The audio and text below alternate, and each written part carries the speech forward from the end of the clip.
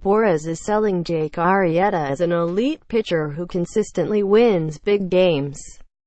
Given past postseason results, how can any GM argue with that? Orlando, FLA. Right from the beginning of these high-stakes negotiations, Boras so obviously wants to play one free agent against another, implicitly contrasting Jake Arrieta's big game experience as a Cub with Yu Darvish's awful World Series performance for the Los Angeles Dodgers. "I don't want to address a specific franchise," Boras said, "but in the law, we call it res ipsa loquitur. It speaks for itself. I said earlier in the season that while we can't talk about nuts with the exception of squirrels and trees, I just say this. Jake Arrieta, he's a big squirrel with a lot of nuts in his trees."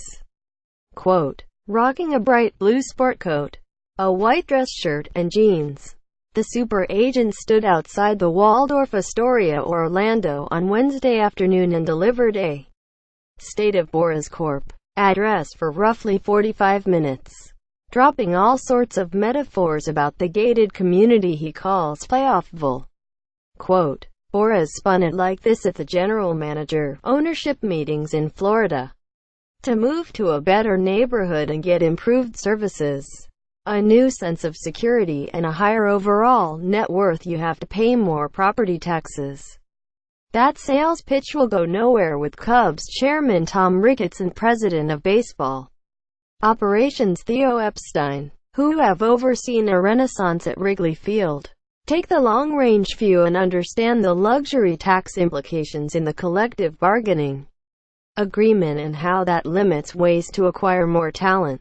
First of all, you have to give Theo and Tom a great deal of credit," said Boras, who routinely criticized Cubs ownership during the rebuilding years.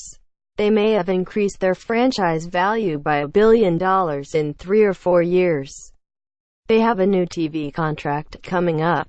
And they have this amazing group of everyday players that are young, gifted. They have all these choices.